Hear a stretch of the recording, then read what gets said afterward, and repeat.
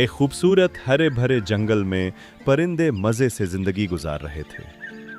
हर तरफ चहचहाहट, रंगीनियां और अमन था। एक दिन उल्लू उड़ता हुआ आया। उसके चेहरे पे घबराहट थी। उल्लू, दोस्तों दोस्तों, सब सुनो, उकाब वापस आ रहा है। परिंदे हैरान हो गए। उकाब? वो उकाब जो कई साल पहले जंगल छोड़कर गया था, वो जो खुद को सबसे आला, ताकतवर और अक्लमंद समझता था। कोयल खौफ और नाराजगी के अंदाज में, उसे तो अपनी ताकत पे बड़ा गुरूर था। चिड़िया, और वो हम सबको कमजोर और बेवकूफ समझता था। फिर तेज आवाज, हवा की सनसनाती हुई आवाज और परों की फड़फड़ाहट। दूसरे ही दिन आसमान पर एक तेज साया नमूदार हुआ। चमकता हुआ पंजा, आंखों में गुरूर और परों की गरजदार आवाज के साथ उकाब वापस आ चुका था। उकाब घमंड से, मैं आया हूं जंगल का हुक्मरां बनने। तुम सब मेरी इताअत करो या जंगल छोड़ दो। तमाम परिंदे खामोश हो गए। वो जानते थे कि उकाब ताकतवर है, लेकिन उन्हें उसका गुरूर भी याद था। रात की आवाजें, झींगर, हल्की हवाएं। शाम को तमाम परिंदे एक बड़े दरख्त के नीचे इकट्ठे हुए। वहां फाख्ता, कोयल, हुदहुद, चिड़िया, तोता और सबसे बड़ी उम्र का बाज भी मौजूद था।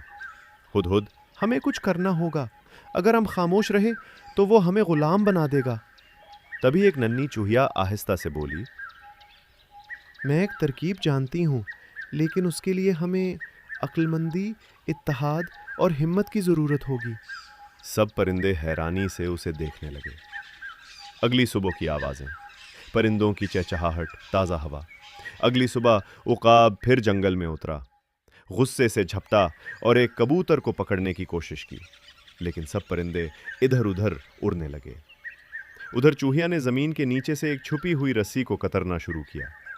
ये खास जाली उकाब के लिए तैयार की गई थी, और जैसे ही उकाब नीचे उतरा, जाल बंद होने की आवाज़, उकाब के परों की जोरदार आवाज़। वो जाली में फंस गया। जोर जोर से फड़फड़ाया, पंजे मारे, मगर कामयाब ना हो सका। चूहिया, ताकत हमेशा कामयाबी की ज़मानत नहीं होती जनाब। अक्ल, इत्तेहाद और नरमी भी बड़ी ताकतें हैं। उकाब थक हार कर चुप हो गया। उसकी आंखों से हुरूर का पर्दा हट चुका था। मुझे अपनी गलती का एहसास हो गया है। मैंने तुम सबको कमतर समझा, लेकिन आज एक नन्ही चूहिया ने मेरी आंखें खोल दी।